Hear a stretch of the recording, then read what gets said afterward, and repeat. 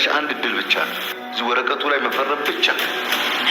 ምድር ላይ የቀረኝ ሁለት ምርጫ ቢሆንና ሞትና መፈረም ቢሆን እንኳን ሞቴን እመርጣለሁ። እሺ ወንድሟ መምጣት አለበት። በቃ ጥፋት አጥፍቷል። እሷ ደግሞ ወንድሟን አሳልፋ መስጠት አትፈልግም። ስለዚህ በጣም ተናደርኩ። ናቲ አትፍረድባት። አለሜ እኮ ገና ስቃይ ውስጥ ነች። የህይወቷ መስቀልቅል ራሱ ገና መስመር አልያዘም። አሁን ደግሞ ሌላ ነገር ነው በህይወቷ ፈተና ሆኖ የመጣው። በሚወዱት ሰው ላይ እንደዚህ መጨከን ቀላል ነው እንዴ? እሱንም አውቃለሁ፣ ግን በቃ እውነቱን ካወቀች ወንድሟ እንዲመጣ ማድረግ አለባት። ናቲ ማንም ሰው ከሚወደውን ሰው እንደዚሁ በዋዛ አሳልፎ ለመስጠት ቀላል አይሆንለትም። አለሜ ደግሞ ልክ ናት። ከዚህ በኋላ አበቃ ስትል ነው እንደገና የህይወቷ ማዕበል እንደገና የጀመረው። ትንሽ ጊዜ መስጣት፣ ከራሷ ጋር ታውራበት። ልጄ በስርዓት እያናገረኝ አይደለም፣ አኩርፎኛል። ለሱ ወንድሜ ላይ ጣቱን መቀሰር ቀላል ነው፣ ለእኔ ግን በጣም ከባድ ሆኖብኛል። እባክሽ አለሜ ተረጋጊ፣ እባክሽ አትዘኝ። አውቃለሁ ሁሉም ነገር ከባድ ነው፣ ግን እባክሽ አንቺ ብቻ ተረጋጊ። አዝናለሁ። እንግዲህ ማን አለኝ? ልጄ እንኳን እኔን መረዳት ከከበደው ማን አለኝ? እንደዚህ ስትጨነቂ ደግሞ እንዳያምሽ። አሞኛል። ከዚህ በላይ መታመም የለም። የእኔ የምለው አንድ ልጄ እንኳን ከጎኔ መቆም ከባድ ሆኖበታል። አልነገረችህም እንዴ? ቤቲ እኮ ለሆነ ስራ ክፍለ ሀገር ሄዳለች። ሳምንት ምናምን ሆኗታል። የት ሀገር? ማለቴ እንዴት ሳትናገር ዝም ብላ ተነስታ ሄደች? እያንዳንዱን ነገር ታሳውቃለች ማለት ነው? አይ እንደዛ ማለት አይደለም። ያው በድንገት ስጠፋ ግራ ገብቶኝ። ቆይ ግን አንተ አብሮ አደግ ጓደኛ ብቻ ነው ወይንስ? ኧረ እኔ አብሮ አደግ ጓደኛዋ ነኝ። ሌላ ነገር ምን ሊኖር ይችላል? ምን አውቃለሁ። እሷ የምታስብበትን መንገድ። ያ ባለፈው ካፌ ያገኘ ነው አብሮ አደግሽ ምን ነው ስለሷ አነሳልሽ? ደነገጥሽ? ምን ያስደነግጠኛል? አልደነገጥኩም። ሰዎቼ ቤቱ ድረስ ሄዶ አጣርቶ እንዲመጡ አድርጊያለሁ። ከዚህ በኋላ ፈልገሽና ወደሽ የምትፈሪበት ሁኔታ ይፈጠራል። ያው ትሁትም እንዳትገባ አባባም እንደዚው እንዳትገባ እኛ መጣን በማለት እንግዲህ ጠብቀን ብቻን እንዳገባ እያሉት ነበረ። ግን ደግሞ አሁን ላይ ነገሮቹ ሳያመልጠኝ አሊያም ደግሞ አቶ ገዛኝ ተመልሶ ሳይመጣ የግድ እንግዲህ ቤቲን ይዤ መውጣት አለብኝ በማለት እንግዲህ ናቲ አሁን ላይ ቆርጦ ተነስቷል። ስለዚህ ቀጥታ ወደዛ ግቢ ውስጥ ገብቷል ማለት ነው። እና ካለችበት ነገር እንግዲህ ቤቲን ሊያወጣት ይችላል ወይንስ እንዴት ነው ስንል እንግዲህ ያው በእርግጠኝነት ማለት ነው ብዙ ነገር ሊደርስበት ይችላል ጉዳት። ምክንያቱም አቶ ገዛይ ቢወጣም ሌላ ደግሞ ቤቲን የሚጠብቃት የሚቆጣጠራ ሰው ስላለ ምናልባት በዚያ ጥቃት ሊደርስበት ይችላል ማለት ነው። አሊያም ደግሞ አቶ ገዛይን ሳይወጣ ከዚያው እንዳለ ማለት ነው። ያ ማለት እንግዲህ ቤቲን ሲያሰቃያት ወይንም ደግሞ እጅግ በጣም ሲያስፈራራት ነበረ። ባባና ትሁት በእርግጠኝነት ፖሊስ ጋር ይደውላሉ። ፖሊስ ይዘው ወዳሉበት ቦታ ይመጣሉ ብዬ ነው ማስበው ማለት ነው። እና በዚያም ታይም ደግሞ በእርግጠኝነት አቶ ገዛኝ ይታሰራል፣ እስር ቤት ይወረወራል ማለት ነው። እንዲሁም ቤቲ ካለችበት ነገር ውስጥ ናቲና እንዲሁም እነ ትሁት እና አባባ ያተርፏታል ማለት ነው። ለሷም ይሄ በጣም ትልቅ ነገር ነው። ምክንያቱም አቶ ገዛኝ በጣም ብዙ ነገሮችን ለማድረግ እጅግ በጣም እየፎከረላት ነበረ። እንዲሁም ደግሞ ባቢን በመከታተል ማለት ነው ቤት ድረስ እንደሄደ የሷን ፋሚሊዎች ቤተሰቦቿን እንዳየ ማለት ነው። አለቃቸውም አሁን ካልፈረምሽልኝ ሌላ ችግር ትፈጥሪያለሽ፣ ተሎ ብለሽ ፈርሚልኝ በማለት እንግዲህ አቶ ገዛኝ ማለት ነው ቤቲን እያስፈራራት ነበረ። ቤቲ ደግሞ እኔ እንዳለምዬ አይደለሁም፣ ምንም የምፈረው ነገር የለም፣ የፈለከውን ነገር ማድረግ ትችላለህ በማለት እንግዲህ በሙሉ እንትኗ ስትናገር ነበር ማለት ነው። አቶ ገዛኝ በስተመጨረሻም የኔ በእርግጥ እኔን ለማስደሰት እናንተ ከላይ ከታች ትላላችሁ በማለት በስተመጨረሻም ስልክ ተደውሎለት ነበረ። የተደወለው ስልክ እንግዲህ የቤቲን ቤተሰቦች እንዲያግቱ ወይንም ደግሞ እንደለመደው ማለት ነው የትሁት ልጅ ከዚህ በፊት ስታገት እንደነበረው አሁንም ደግሞ ትሁትን አግቶ ደግሞ የእሷን ቤተሰቦች ለማገት ለመያዝ እጅግ በጣም እጥረት እያደረገ ነበር ማለት ነው። ስለዚህ ማንንም ከማንም ተዋቸው፣ በቃ ቤተሰቦቼን እሱንም ተው፣ ባቢንም ተው፣ እኔን እንደፈለክ ማድረግ ትችላለህ፣ እኔ አይደለ ጥፋተኛ፣ እኔ አይደለ ካንተ ጋር ያለሁኝ፣ እኔን እንደፈለክ ማድረግ ትችላለህ፣ እነሱን ግን ምንም ነገር አታድርገው እባክህን በማለት እንግዲህ ቤቲም እየለመነችው ትገኛለች ማለት ነው። ግን ደግሞ አቶ ገዛኝ እየሰማ አይደለም ማለት ነው። ንብረቱን ወደ ራሱ ለማድረግ እንዲሁም ደግሞ ከቤቲ አጠቃላይ ንብረቱን ለራሱ ለማድረግ እጥረት እያደረገ ይገኛል። ቤቲ ደግሞ ይህን ነገር ልታደርግለት ፈቃደኛ አይደለም። ምክንያቱም አንደኛ እህቷን ለማሳከም ነው ይህን ብር ማለት ነው ያጠራቀመችው። ስለዚህ ይህን ብር ለሱ ሰጠሁት፣ ለሱ መለስኩለት ማለት ደግሞ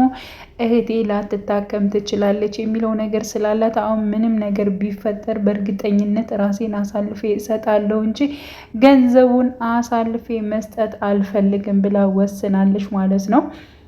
ሲቀጥል ደግሞ ማለት ነው ያው ናቲ አለምዬን ትንሽ አኩርፏታል። ያኮረፈበት ምክንያት አለምዬ እንግዲህ ወንድሜን አሳልፌ አልሰጥም ብላለች ማለት ነው። እና በዛ መልኩ ነው ስደውልኝም ጥሩ ስሜት አይደለም፣ ዝም ብዬ ከላይ ከላይ ነው ያወራኋት እያለ ለትሁት ሲናገር፣ አዎ እያየሁ እኮ ነው፣ ግን ደግሞ እናት ስደውል እንደዚህ መሆን የለብህም ጭራሽ ስልክ ያለማንሳት እንዲሁም ደግሞ ስታወራት እንደዚህ ጸባይ የመቀየር ነገር አለው። ስለዚህ እንደዚህ ማድረግ የለብም። እሷ ወንድሟ ስለምትወደው ነው በጣም። ስለዚህ አንዳንዴ ከምንወዳቸው ሰዎች ላይ አንጨክንም። ከዛ ነው ግን እኮ ወንጀለኛ ነው ትሁቴ፣ የግድ መቶ መቀጣት መቻል አለበት። እሱን አውቃለሁ፣ ግን ደግሞ እናት ግን እንደዚህ ማድረግ የለብም። ምንም ቢሆን ላንተ በጣም ታስባለች፣ እናትህ ነች በማለት እንግዲህ መልሳለች ማለት ነው። እናቴም የኔ አስተዋይ እሺ ሁሉን ነገር ይስተካከላል አታስቢ በማለት እንግዲህ ትሁትንም አመስግኗል ማለት ነው። አለምዬም እንደዚያው ነው። ልጄ በጣም አነጋገሩ ተለይቶብኛል፣ ምንድን ነው የማደርገው? ሁሉን ነገር እኮ አሁን ላይ ልጄ ካልተረዳኝ ማን ሊረዳኝ ይቻላል?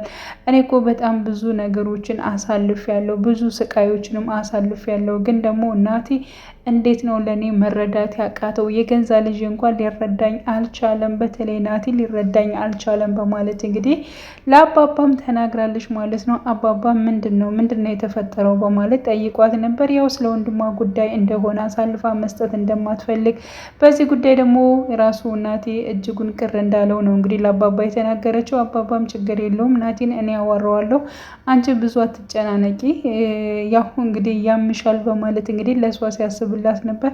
አሁንም እኮ እየተጨናነኩኝ በጣም እያመመኝ ነው፣ በዚህ ልክ እንዴት ልጅ የራሱ የገንዛ ልጅ እንዴት ሊረዳኝ አልቻለም በማለት እንግዲህ በእሱ እያዘነች ትገኛለች ማለት ነው። አባባም ስልክ ደውሎ ናቴና እንዲሁም ደግሞ ትሁት አንድ ላይ ነበሩ፣ ወደ ቤት እንድትመጡ ፈልጋቸዋለሁ ኑ ብሏቸው ነበረ። እንግዲህ ያው ትሁት ወደ ቤት ተመልሳለች። ናቲ ደግሞ አቶ ገዛኸኝን ልከታተለው፣ ቤቲን የግድ ጊዜና ወቅት መስጠት የለብንም፣ የሆነ ነገር ሊያደርጋት ይችላል፣ ሊያጠፋት ይችላል። ስለዚህ ከማጥፋቱ ከመጉዳቱ በፊት ያለችበትን ነገር ተከታትዬ የግድ ማጣራት አለብኝ፣ ለሷ መድረስ አለብኝ ብሎ ቆርጦ ተነስቷል ማለት ነው። በስተመጨረሻም እንግዲህ ያው ቤቲ የታሰረችበትን ወይንም ደግሞ የታገተችበትን ቦታ እራሱ ናቲ አይቷል ማለት ነው። እንዲሁም ደግሞ ለትሁትና ለአባባ ነበር ስልክ በመደወል ያው ቦታውን እንዳገኘው የነገራቸው ማለት ነው። ምንም ነገር አታድርግ፣ ወደ ውስጥም አትግባ፣ እኛ ፖሊስ ይዘን እንመጣለን በማለት እንግዲህ ነግረውት ነበረ ማለት ነው። እንግዲህ በስተመጨረሻ ምን ሊሆን ይችላል? አቶ ገዛኸኝ ያው እንግዲህ በፖሊስ ቁጥጥር ስር ይውላል ወይንስ ደግሞ አይውልም የሚለውን አብረን የምናየው ጉዳይ ይሆናል ማለት ነው። በነገራችን ላይ ባቢም አቶ ገዛኸኝን ሲከታተለው ነበር በእርግጥ ማለት ነው። ግን ደግሞ አቶ ገዛኸኝ ለባቢ የተናገረው መልስ በጣም አሳማኝ ነበረ ማለት ነው። ምክንያቱም እሷ ለፊልድ ሌላ ሀገር ሄዳ ነው ብሎ ነው ያሳመነው ማለት ነው። እንግዲህ ባቢ የት ሄዳ ነው ስደውላ ስልኳ አይሰራም እና ምን ሆና ነው በማለት እንግዲህ ለአቶ ገዛኸኝ ስጠይቅ፣ አንተ ግን ምንድነው አብሮ አደገር ብቻ ነው እንዴ? አንተ እና እሷ ምንም ነገር የላችሁም እንዴ? በማለት እንግዲህ አቶ ገዛኸኝም ጠይቆት ነበር። ባቢም አዎ ምንም ነገር የለንም፣ እሷና እኔ እህትና ወንድም ነን በማለት እንግዲህ ተናግሯል ማለት ነው። ሲቀጥል እንግዲህ እንደመጣው ንገርልኝ፣ ትደውልልኝ በማለት ለአቶ ገዛኸኝ መልእክት አስተላልፏል። አቶ ገዛኸኝም እንደዚሁ ባቢ ወደ ቤት መጥቶ ነበር፣ ፈልጎ ነበረ። በወቅቱ እጅግ በጣም ነበር የደነገጠችው፣ ምክንያቱም ቤተሰቦቿን ድጋሚ በእሷ ምክንያት ሌላ አደጋ ውስጥ ስለገቡባት ማለት ነው። ምክንያቱም እሱን በመከታተል እያንዳንዱ ምን እንደሚያደርጉ ይብን ቤተሰብ አይቻለሁ ተከታትያለሁ ብሎ አቶ ገዛኸኝ ስለተናገረ ማለት ነው። በነገራችን ላይ አቶ ገዛኸኝ እንግዲህ ምንም ያክል የልጁ እናትም ለሆነችው ለአለምዬ ራሱ አራራም ማለት ነው። ስለዚህ አሁንም ማለት ነው ለቤቴም አይራራም፣ የባሰ ጉዳት ነው የሚያደርስባት ማለት ነው። እሷ ግን ዝም ብላለች አሁንም በእርግጠኝነት ማለት ነው። ዝምታዋ ደግሞ ለምንድን ነው? ያው እህቷን ለማሳከም ስትል ነው ማለት ነው። ለህይወት ስትል ነው የሁሉ ነገር የምታደርገው ማለት ነው። ስለዚህ በእርግጠኝነት በአሁኑ ፓርት ላይ ማለት ነው እናቴ ካለችበት ነገር ውስጥ እንዲሁም ደግሞ ቤቴን እዟት ይወጣል፣ አቶ ገዛኸኝም እስር ቤት ይወድቃል ብዬ ነው የማስበው። እናንተም ሀሳብ አስተያየታችሁን በኮሜንት ላይ ማስቀመጥ ትችላላችሁ። እናቴ ምንም ነገር መድረስ የለበትም ከዚያ የሄደው አንድና አንድ ማለት ነው ቤቴን ካለችበት ችግር ውስጥ ለማውጣት እንጂ ራሱን አደጋ ላይ ለመጣል አይደለም። ስለዚህ እንደምንም ማለት ነው ምንም ነገር ሳይሆን ቤቴን እዟት የሚወጣበት አጋጣሚ ይፈጠራል ብለን ተስፋ እናደርጋለን። ውድ የቻናሌ ተከታታዮች ቤተሰቦች በያላችሁበት ሰላማችሁ ይብዛል። ለቤቴ አዲስ የሆናችሁ የደውል ምልክቱን በመጫን ቤተሰብ የሆኑ ነባር ቤተሰቦችም ስለምታበረታቱኝ እጅግ በጣም አመሰግናለሁ። በያላችሁበት ሰላማችሁ ይብዛል።